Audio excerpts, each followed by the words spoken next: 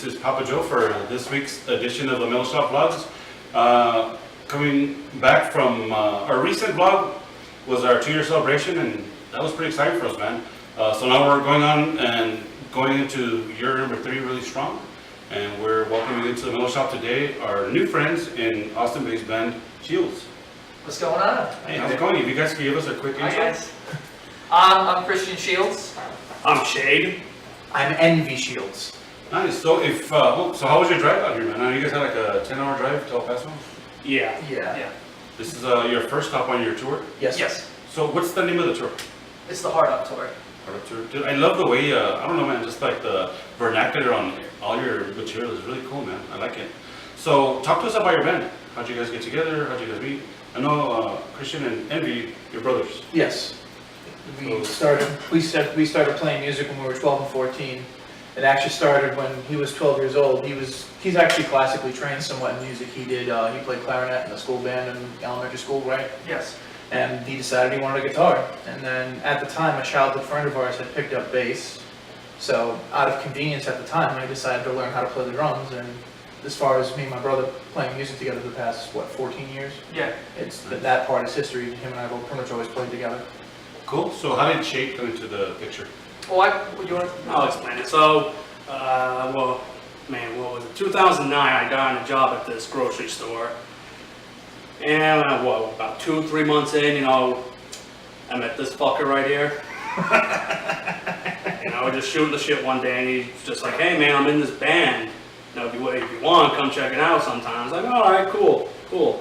So I stuck around for a bit. I started working as their sound engineer and whatnot, just going to shows, getting all the PA rigged up, kicking the venue's sound guy out of the booth so I could get in there. And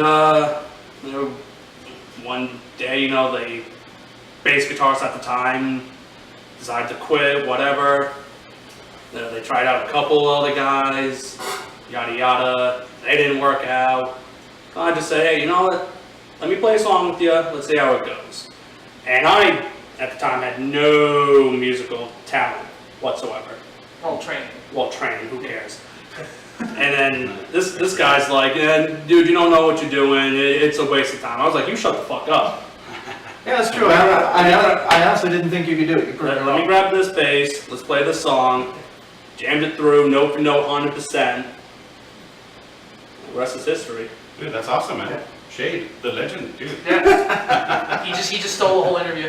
Okay, and you did mention that you were in band geek. Yes. I'm really partial to kids who are in band and orchestra, especially orchestra kids, because my kids are orchestra kids. Yeah, I did regular concert band. I did marching band. I also did jazz band, and then anything in school that I could do as far as music, I did. Like I just got my hands on it. Because of senior year, I set myself up to where I had only 3. I thought senior in high school, I only had 3 subjects that I had to take, and then the rest was all music. So I did that on purpose. Cool. And going back to how Shields got together, when Envy and I came down here in February of last year, and we came down to Austin, and then we formed the band. We had 2 other guys, unfortunately no longer with us, and then Shade came down again, and now we're here. Nice. Shade follows you everywhere, man. Nice. Okay, cool. And so, what about your influences? I guess, respectively. Individually, a lot of the bands that I like to listen to, especially in high school, I like to listen to a lot of the pop punk and post-hardcore stuff, so Atreyu, Census Fail, Blink-182. I was in a punk band in high school for a little while, and we covered a lot of Rufio, Blink-182, Avenged Sevenfold. Cool. The old Avenged Sevenfold. From our earlier discussion, we talked about how Envy and Christian are originally from Rhode Island, which is mind-blowing. Yes. You went from Rhode Island to Austin. Yeah. I understand that, that whole follow your dream thing. So, what's the music scene like in Rhode Island? He summed it up. In a lot of Rhode Island, when we first started doing music, when we were I want to say late teenagers, there was a lot more people who were going out to shows. There was a lot more local venues. Last time I looked, a lot of the venues that were around when we started doing music in that area don't exist anymore. And honestly, the last year before we left New England to come down here, I want to say 2 or 3 venues actually shut down. I don't remember exactly which ones, but I know one of them. It was this place called Dive Bar. I used to hang out there as like on some of their club nights too, because I had a few friends who were always down there. But I mean, that was a lot of. Dive Bar was one of those places for a while. A lot of local shows. Firehouse 13, I think they're still open, but that's one of the few venues that are still doing local things. AS220, last time I looked, and I could be wrong, but it looks like the frequency of local stuff that they do has diminished a bit, and just, I mean, there's really not a whole lot going on, it seems. I mean, I don't see it, I mean, we might look a little different since I'm, 1,800 miles away now, but I mean, even still, it didn't seem like a lot was happening before we left. Yeah, I don't understand why, but now I'm starting to realize that. Why is it that whenever something, I'm trying to figure out how to say this, like if you're doing something that is supporting music, it's always so hard to sustain it, to make it last. Like a lot of venues come and go, and it's just something that's accepted because it's the nature of the business. Mm. And it's weird because like supporting musicians and music in general, it's a good thing. It should be a good thing, and there's always so many like background things that affect it negatively. And I think that losing venues is just one of those. Oh yeah, I mean, it seems Providence, where a lot of the venues are, it appears that they're just trying to phase out clubs in general, not even just music venues, but like people who like to go out and dance and just, dance clubs or anything like that. It seems like they're trying to push a lot of them out. Like, I don't even think the Spot Underground exists anymore. That was a venue that I think it moved 2 or 3 times. Yeah, And then was it Simon's? Yeah, Simon's was another one that shut down that was having a lot of local shows. I mean, and I don't know the reasons behind it. I don't know if, poor management or just people just weren't coming out to shows as much. I mean, I think part of the issue though too in Rhode Island, the economic state of the state's economy isn't all that great either. So unfortunately, people who have any disposable income probably don't really use it, if that makes any sense. To support music. They're probably trying to just, get ahead, because I know Right. that's what I was doing until I left, so. Yeah, it happens here too. Like El Paso, the venues are really strong, and then next thing you know, it's gone. So we're always looking for new places, man. We're lucky because eventually somebody steps up, and we still have venues. So that's a good thing. Okay, so like your influences. Me, I'm just gonna go top 3. Paul Stanley from Kiss, Tom Kiefer from Cinderella, and Ted Poley from Danger Danger. Dude, Cinderella. Dude, I love Cinderella. Grew up in the '80s, so I was right there, man. My dad always had 80s hair metal on, so that's what we grew up on. I know Envy's more into like the post-hardcore, like you said, but I'm more into like the classic rock and like 80s rock. I mean, I listen to everything, and I try to like, listen to different things, and always like, try to find something new to catch my ear, to keep growing, expanding my my catalog of music. Just trying to find the right words to say it. So, but I mean, those are the top 3. But I'm influenced by everything really. I mean, anything that excites me at the time. Nice. What about you, Shane? Well, let's see. Growing up as a kid in Rhode Island, there's only really one rock station to listen to, that's 94 HJY. So, I grew up just listening to, AC/DC, Metallica, Rush, Iron Maiden. Oh, There it is. that's it. Yeah. And then, once I broke into high school, that's when I listened to Avenged Sevenfold, Five Finger Death Punch, Hollywood Undead. Nice. All the lot of like radio stuff. Dad rock. Dad rock, yeah. Yeah, you know what? Like for a long time, like dad rock was my thing. I still love it. I mean, I can't ever say that I'm not an Iron Maiden fan. But like, thanks to my son turned me on to so many other bands that are like all underground, and it's awesome, man. Like, he opened up a whole new world for me, which has been like a big part of our lives like the past 5 years. It's awesome. I mean, you need to like look into other parts of music too. There's a lot of hidden gems, you just gotta look. Yep. And so, how would you sum up your sound in your own words? Party rock. Party rock. That's exactly the impression that I got. Party rock. Party rock. We're gonna like fucking pick at you and take it. You're gonna like it. Yeah. Yes. In your face party rock, it's pretty much, I would sum it Grab up. you by the balls and we don't let go. Okay, so cool. Let's go ahead and dive into your original music. I know you have a pretty big date coming up in regards to your music. Oh yeah, November 17th, we are dropping our new record, Use Protection. We're going to start the pre-order. Well, actually the pre-order has already started. We're going to drop the lead single and the music video for it next week, October 18th. That's Wednesday.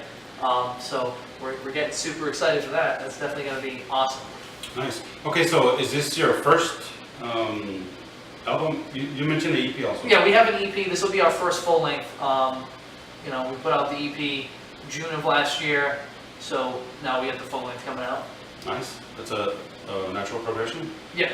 Okay, cool. And so, how much of that is it like DIY, or did you go to a studio and also? We worked with we have a producer, his name's Anthony Samsow. He works for Westfall Recording Company. He's a long-time business partner, and you know, he's been our producer. He's done multiple projects with MV&I and even Shade. So we definitely wanted him at the helm of this when we started working on it. Nice. How much input did y'all get to contribute to the process? It was all equal. I mean, it just happened very organically. Like, we just wrote stuff that we felt really captured what we were going for. Like, we came up with topics and then wrote on the topic, and if it was something that wasn't working, we just scrapped it and moved on. Yeah, I asked that question because I know that a lot of times, like, bands will give the producer or whoever's mixing it or mastering, to give them the liberty to make some pretty big decisions. But then I've heard like both sides of the fence on that. Like, some people are like really excited about what they did with the work, and you know, there's no denying the fact that it's your work.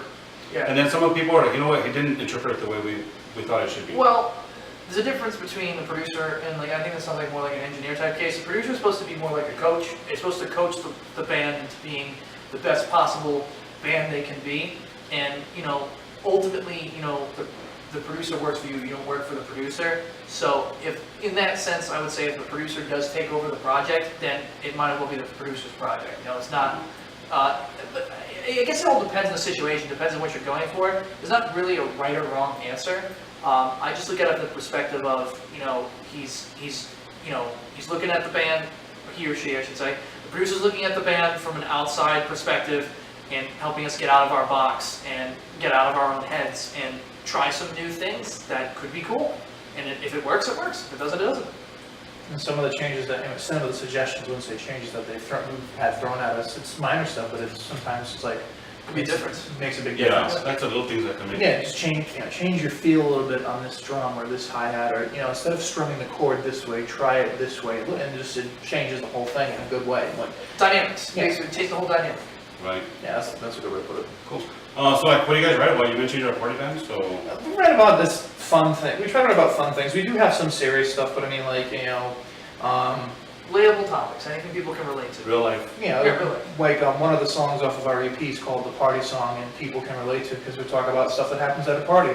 You drink too much, people are gonna mess with you. You're gonna wake up with Sharpies on your face or glue on you or something. Someone's gonna, you know, duct tape a feather to your forehead or something. Nice. So, I mean, and a lot of people we've played shows for, like, I can totally relate to that. Some of this stuff has actually happened to me. Someone actually told me at one of our shows. I'm like, well, this song's for you then. I wanna write a song about a recent experience we had. Judy and I went to the Neon Rose. We went to Neon Rose, and that venue has a backyard. So they have the indoor by the bar where people bands perform, and they have a backyard also. That's really cool, man. So that particular Friday night we went, there was a hip hop show going on in the backyard that was packed, and there was like a rock acoustic show inside. And Judy and I had friends from both shows there. Like, it was so cool, man, because like it was two worlds that came together, and we knew people. So it's kind of like we have friends in the hip hop scene, and also like in the standard rock acoustic scene. So to write a song about that would be cool. So you could make it kind of like new metal, where you throw in some raps, Yeah. some beats, and then throw in some guitars. Just an idea, man. We got you. Yeah. We're Okay. open for anything. Call it like hip rock or something. Cool. So, and like, what is that song about sex rocks? Talk to me about that. Sex rocks? Well, I mean, I think that's Right, it's right there in the title. Yeah. It's about, like, you know, find some hot chick and things. Find someone you like having sex with and just doing it all the Buying a time. Volkswagen and fucking some. Yeah. Like, you could go like It's all all- different ways. Yeah, we'll leave it open to interpretation for the listener. It's meant to be like a broad generalization, so it can mean anything to anybody. Do you ever do any kind of like songs about heartbreak, like kind of like tongue in cheek though? Like, you kind of making fun of it? Because like a lot of people write about that, like the really bad things they go through in life, and then it becomes like emo and sad. Yeah, well, we tossed around a couple ideas like that on this record that on Use Protection, but we ended up deciding that we didn't want to put any ballads or anything like that on this record. It's all straight ahead rock and roll. So maybe on the next one we might come up with something. Well, if he's talking about a serious song that might be tongue in cheek, Slave to the Grind. No, he was talking about a ballad. Like I know, this. but he's talking about in general. Like heartbreak, just Heartbreak. heartbreak. Like if somebody like fucked you over and then you're pretty sad, but you're like on the mend and you want to write about it. Yeah, that's not really about. The only thing I could say is maybe disease, but that's still more of a. Yeah, it's more serious. That's stuff. more Yeah. serious towards Yeah. something else. Yeah, we haven't done anything yet, but it's definitely in case it's an idea we've definitely tossed around and maybe. But I maybe think it's it'll cool be- though. I think Yeah, it's cool that you didn't take the road, you're taking the road less traveled. If you're gonna be a true party band, then stick to the party stuff. That's cool, man. Yeah. Time and a place. Cool, and so where can people expect to hear your music? I know, and I can answer part of this because today I was listening to your stuff on Bandcamp. Yes, It's sir. really cool. I mean, the graphics are on there really nice. It's really easy to navigate. Shieldstheband.com or shieldstheband.bandcamp.com. Nice. That's And- usually Shade's job to plug that. But you can check it out on, we're on iTunes, Google Play, Spotify, Apple Music, Tidal. Anywhere you can stream music, we're on there except for Pandora. Pandora doesn't do unsigned artists because everybody's trying to get on there. And they have an in-house review process. So they just stop taking unsigned submissions altogether because it's just too much. They get overwhelmed. How many people, I mean, anybody can get on iTunes, anybody can get on all that stuff now. So they don't, they don't really deal with unsigned. Maybe in the near future it'll be on there, who knows? But other than that, it's on everything else. Nice. And like pre-orders? Yes, we're taking pre-orders at this time, so pre-order yours. All right, guys, here's the lead single off of our upcoming album, Use Protection. This one is called My Roommate Sucks.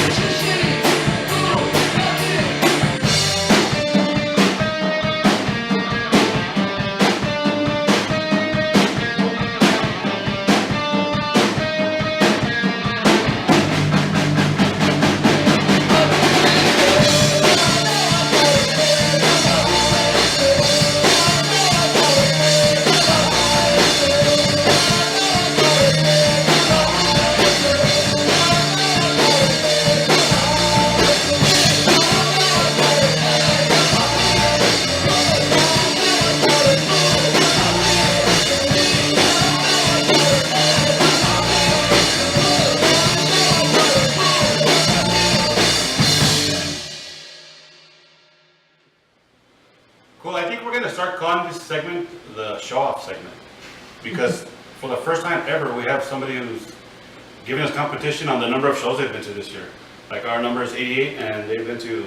Well, we've played 78 shows this year, And then after this tour that we're on wraps up, we'll be like 90 shows. So Yeah. it's definitely exciting. We're definitely, you know, we're out there, we're pounding the pavement, and we're busy. That's cool, man. So finally somebody was giving us a run for our money. Dude, and that, being from Austin, how could you not go to shows, man?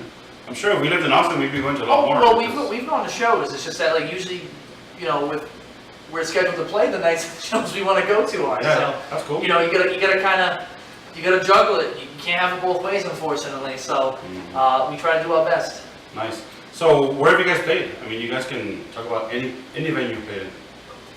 Wow, that's where to start with that. I mean, in Austin alone, we've played a few venues. We played Elysium, which was, they were kind enough to give us our start when we first started. They helped us get a couple shows. We played Beerland, we played Sidewinder, we played Bowling Caves, Dirty Dog. the Dirty Dog. I've heard about that Dirty Dog venue quite a bit. Yeah. And that's more Come of and a take it live. Come and Take It Live, formerly known as Grizzly Hall. Mohawk. Yeah, we played Glen Hawk, and what we played Empire. the Empire Control Room. Yeah. I mean, that's awesome. We've also played like this restaurant bar thing in Hutto called the Downtown Hall of Fame. That's a really cool place. That's just the immediate area. I mean, we played in Houston a few times with the 19th Hole, Acadia Bar and Grill, Scout Bar. Scout Bar. We've played the Blue Giraffe in Spring, which is kind of a Houston suburb. We've been down to Beaumont a couple times. We played the Gig, the Red Room, and the Texas Rose. We played the Black Monk Tavern in Beaumont. Black Mountain Taverns in Corpus Christi. Oh, Corpus Christi. I'm sorry. It's that same part of the state, same down there. I mean, we played a couple of things in Louisiana. I don't remember the name of the place in Lake Charles. We played Center Stage. Center Stage. Thank you. We played. We've done Dallas, we've done the Profit Bar, we've done the Door Clubs, we've done, you know, Fort Worth, we've done the Peppermill Lounge, we've done Tomcats West, we've done some shows in Oklahoma, and we did a show in Kansas, a show in Arkansas, and now we're playing shows throughout. We're here in El Paso, but we're going to be heading to Arizona, we're going to be heading to California, and we're going to do some shows in New Mexico as well. Dude, that's like the most extensive venue list we've ever had in our vlog. It's pretty awesome. And now you've played at the Mill Shop. Yeah, here you go. That's true. Yeah. Another cool place, like if you're talking to Oklahoma, is the Red Brick Bar. That place is really, really cool, and they love to have they're really hospitable to out of town bands, and we played there 3 or 4 times now, and so it's been a very good experience. That's one of my favorite places to play. Nice. So, okay, and having said all that, what are some venues that you would like to play?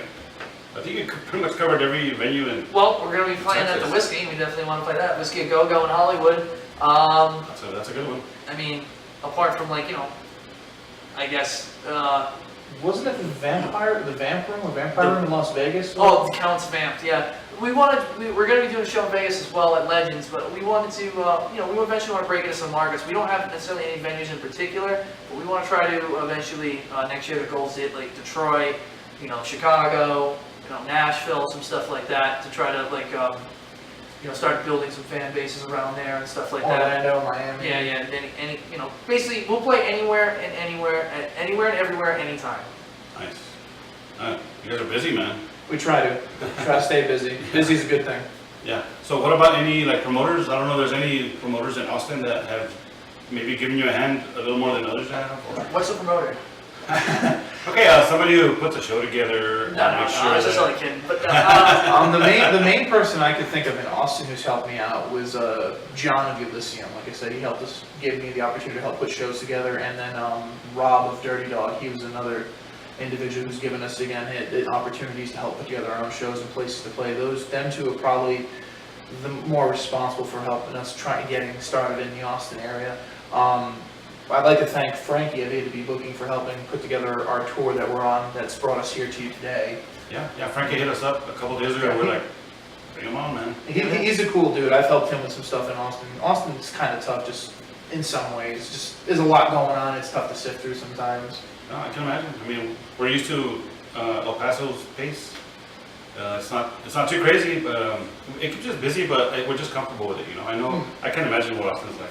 Really, jumping from one show to there's the a next. lot of competition in Austin. Yeah. There's a lot of competition, and because there's so much, because again, what Envy said, there's so much going on. There's a lot of stuff like, you know, the sense of urgency is a little lacking sometimes, because people are like, oh, everybody's just gonna come to us, and it's like I said, it's tough. Well, the other thing too, like with Austin City Limits and South by Southwest festivals, which tend to feature more out-of-town stuff or much larger household name type things, however you want to word that, sometimes it's hard to get local shows because of, before and after, it's still got a lot of that, festival feel going around. Yeah, around the festivals, it's definitely tough. And it's pretty crazy because like that Austin City Limits is going on now, isn't it? Yeah, it was this weekend and last weekend, right? Okay, so, it's this coming weekend? Yes, it's or- become a weekend, yes, 2 different weekends, yes. Well, I mean, it's crazy that you guys can still like have that big event going on in your hometown and then still you're touring. It's Yeah. crazy, man. Oh, yeah. Cool. So what about, let's talk about, this is quickly becoming a really favorite part of this segment, show pet peeves. You wanna take this one, Shane? I'll take a swing at it. Throw some shade. Shane's gonna throw some shade right Definitely, now. wow. Let's see, what, number one peeve, bands who don't like to stay after they're done performing. They do that in Austin too? They do it everywhere. Listen, I understand you got places to go. I got places to go when I'm done playing, but guess what? I stayed there until the end. What's your excuse? Of all the things is, we try to put on a show, we put an acoustic act on first, and throughout the entire set, they're just telling the bartender, hey, bring me another glass of Jack. They'll finish the line, bring me another one. Bring me another one. I mean, getting sloshed on stage. And then, at the tail of their set, they drop their pick, they're swearing into the mic, and then they just stand there. Yeah. Unprofessionalism. Yes, unprofessionalism. That's a good example. Another good example. He was very of specific. Time and a place. Yes. Time and place. Yeah, I mean, he pretty much summed it up. I mean, and it's basically, it's people that aren't professional. I think that's basically the ultimate, thing. I mean, it's just, you gotta, in order for it to be taken seriously, there's gotta be a sense of professionalism. Right. I feel at It's least. an etiquette. We try to hold ourselves to the highest standard because we want, our fans and everything, we want them to know that, and they pay to come see us, they're gonna get what they pay for.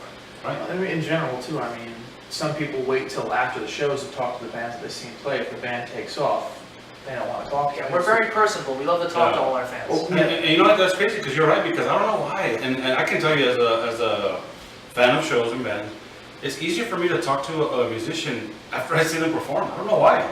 Like before they perform, I kind of like know they're busy and they're working and they're trying to get to a frame of mind. So, for the most part, I leave them alone. But once they're done performing, they're off stage, they're by the merch table, I can approach them a lot more easy because I know that, okay, the majority of the work for that night is done. Yeah. Now it's time to talk to your fans and stuff. Yeah. I've never thought of that before. Yeah, we Just just well, the other thing too is if you're leaving the show after playing 90 times out of 10, you're taking your fans with you. How do you build a scene if, let's face it, the way a band will build fans is to borrow fans from another project. We all like more than one band. Let's be honest here. Mhm.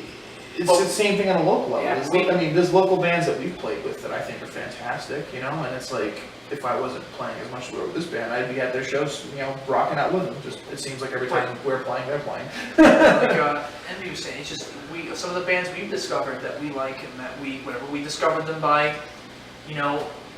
watching them open for another band or something that we went to go see. It's like it's not rocket science. It's just that I think it's like an entitled mentality where people want it handed to them, and it's like, dude, it doesn't work that way. You can't. I think I always use this expression.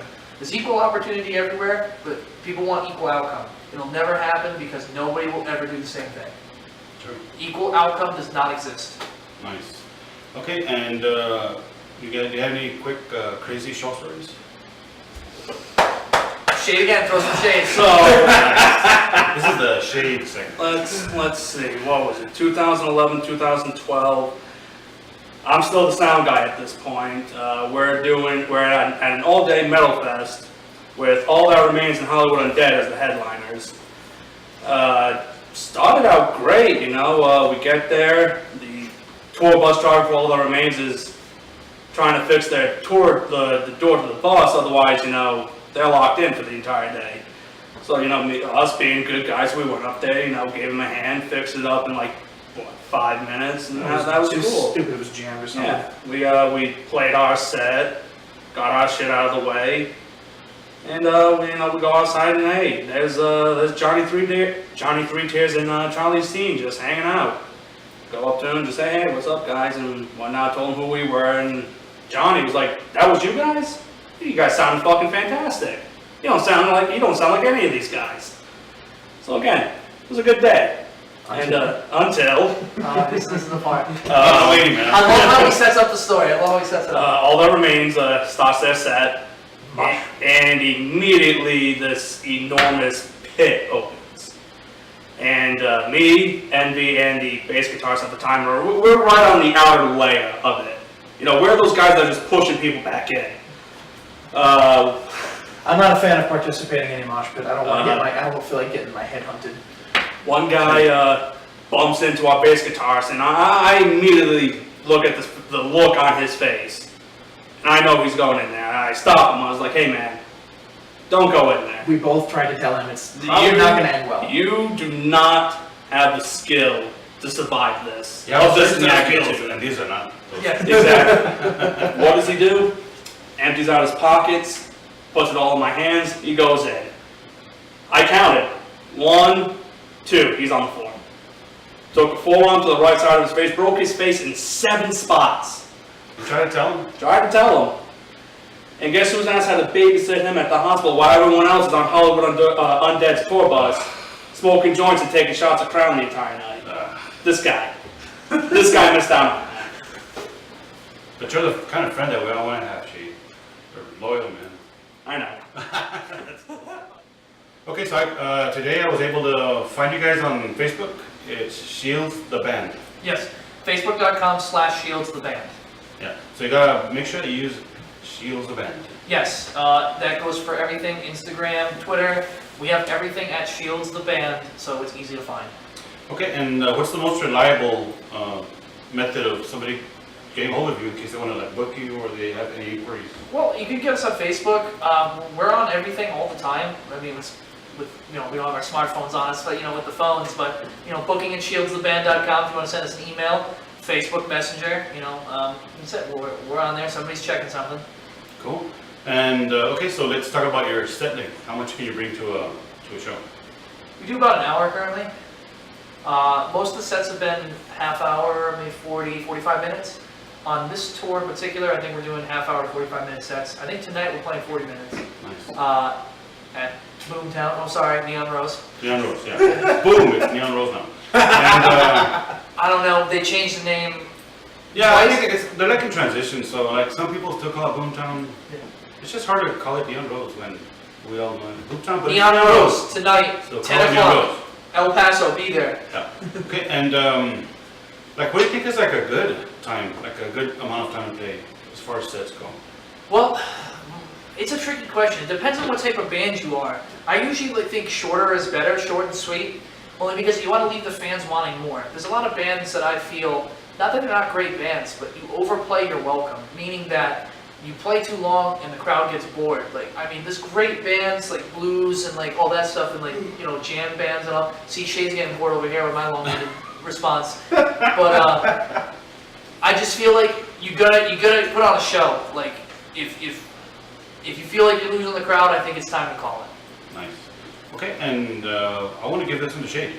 What advice would you give to a young musician? Oh no, you opened a can of worms. They need to know, man. I know, I do. If you're trying to make it as a musician, just keep working on it. Don't give up. If someone bashes you for what you're doing, take that advice, flick it out the door. Anyone has anything negative to say to you, that guy's an asshole. Keep doing you. You're gonna get there. Don't worry about it. Cool. Okay, and There's different levels of success. It all depends on what you want to do as a musician. It's like anything else, you got to put the work into it. It's not going to be handed to you. It's just like working a day job. It's like it's anything. If you get out of it what you put into it. If you don't do much with it, you ain't going to get much with it. It really depends what, and then also don't compare yourself to what other bands are doing. I think this is a critical thing. You wonder how that band got that show or how it got that radio spot, whatever. don't worry about it. Focus on you, because if you spend too much time worrying about what other people are doing, you're taking away from what you're doing. Just own what you're doing, put 100% effort into it. Like Shade said, don't listen to anybody else, and yeah. Cool. Okay, and what about any shout-outs you have for anybody who's helped you out? Maybe let you practice in their garage or their living room or Hi, Mom. Hi, Dad. Our parents basically sacrificed part of their house for most of our time growing up so we'd have a place to practice, letting all the various people that we've played with in bands and just friends come over to jam. I would say my grandfather and my grandmother, but actually both sets of my grandparents, because they were very supportive and always, encouraging us to keep going. Like I said, Frankie, who's helped us with, booking shows recently. A lot of my other friends back in Rhode Island who've given me opportunities along the way. I'm sorry if I'm forgetting names, but everyone knows who they are. I want to give a shout out to Shields Nation, all the fans. You make doing what we do awesome. I'd like to give a shout out to my brothers, Nick, Benji. They kind of busted my chops at the beginning and whatnot. I told them, come to a show, then tell me what you think. And they've been very supportive of it ever since. The list of this squad is too big to name off, so I'm just going to give a shout out to the Bleaks. I miss you guys. Keep squadding up. Keep one roll for me. Yeah, like he mentioned his brothers and to give him a chance and they came up to the show. I think that's awesome, man. Like when you talk to your family about what you're doing, and sometimes they're like, oh, that's cool, yeah, that's nice. But when they actually come out and see what you're doing and then they appreciate it, that like speaks volumes, man, as far as like the level of support you have from home. And to me, and to Judy and I, that the support that like we gave our kids, that to me is like the most meaningful one, because like your parents are gonna be honest with you. They're gonna tell you, hey, you know what, you're really good, but let's get you some lessons or something. Or you know what, you're pretty awesome, and then to hear your dad tell you that, it's awesome, man. Yeah, definitely. I really appreciate that. Our parents weren't afraid to tell us when we were rehearsing or like either learning a cover or writing new music. It's like, hey, that sounded terrible, or hey, that's actually pretty good. They had no problem telling us that. Oh yeah. I've had some friends who have been around since I started music, and again, they weren't afraid. Like, this is awful. What are you doing? And it's like, all right, now that sounds better, It's all hard up.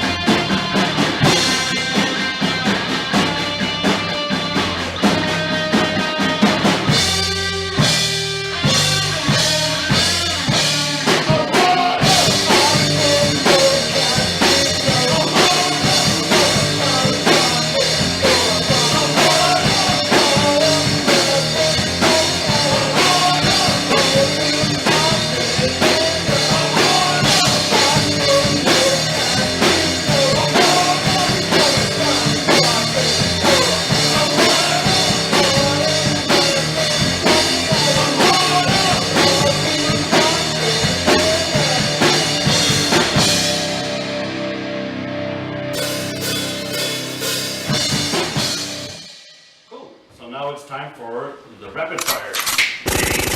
Okay, so I'm gonna go into the 5 quick questions. You guys have to answer immediately. Just do your best. Anybody can answer, okay? Right. Okay, so the first question is, what are your thoughts on throwing shade? Awesome. Apparently you don't have a problem throwing shade when we put you on the spot to do it, so. Some people need to get told the truth. So people need shade in their life. They need the truth, and nothing but the truth. Okay, shade, did you?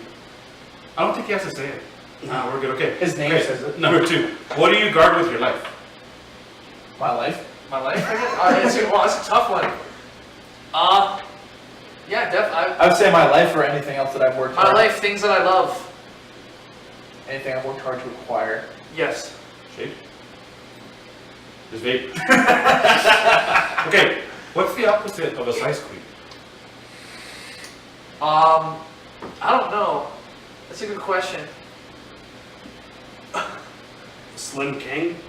It's the pink name. Ooh, Slim King. Yeah, I guess so. Yeah, that's. I don't mean to be stumped on that. I didn't expect that one. Slim King is probably, Yeah. I'm gonna go with we'll go with it. We'll go with it. Trademark. Don't take that shit. Reserved. That's a song title for your next Yeah. one. Because I'm referencing one of the songs. Size Yes. Size Queen is a song about chicks that love big dick.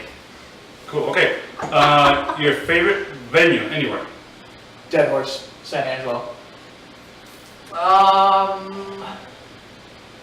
I'd have to say it's probably a toss up between Dead Horse or Scalp Bar. Me, it's either between Texas Miss and Acadia. Okay. Okay, and the last rapid fire question is, what were your thoughts on El Paso before you even got here? Wanted to play here. Just some place at the edge of the earth as far as Texas is concerned. Hot. Yes, because I asked that question because I wondered, like, we're so far from the rest of Texas. What do people think of us, you know? Well, I mean, The music scene out here is, from what we hear, like a lot of bands come out here from Austin to play. So, it's like, we definitely think that, we would do well in this market, and we feel like we'll get, we'll start building up a strong, rabid fan base here. The other thing I did that I expect is like a city in the middle of nowhere, because like driving out here, it's just like, look, mountains, look, open fields, look, sky. Yeah, it's crazy, man. We're like literally out here, like in the middle of nowhere. It- But there's like almost 2 million people living out here, like combined with El Paso and Juarez, which is our sister city. It's crazy. It seems, I mean, it's like I said, just drive down here, like boom, city, it's huge. Did you guys hear any stories about how crazy it was in Juarez like a couple years ago? No. That was the deadliest place on the planet. Really? Yeah, all the drug cartel Oh, yeah. activity. They were finding people dead like crazy over there, man. But luckily it's come down like significantly. And That's good. the other side to that is that El Paso was like the safest city in America. Who knew? Go Yeah. figure. Yeah. That's something that people were always like, they trip out on because like there's so much bad stuff that was going on, just right across the border and El Paso safe. Like we could walk outside at night and not have kind of road, man. Yeah, I guess it just all depends on where you are. Yeah. Okay, so is there anything that we didn't cover that you guys want to bring up? So we are currently on our Heart Up tour. We're going to be playing 9 cities on this tour, starting with El Paso tonight. We'll be seeing Arizona tomorrow and Saturday. We'll be seeing LA on Sunday, Vegas on Monday, then back to California for 3 shows, and then we'll be doing a radio show in Arizona on next Friday, and then we wrap up in New Mexico and Midland, Texas. Where in New Mexico? The Warehouse Bar in Las Cruces. Las Cruces. Oh yeah, dude, it's right. It's like an hour away from here, man. Yeah, close by. Cool. Cruces is awesome. That's another sister city of ours. Oh, cool. Nice. You gonna plug Shay?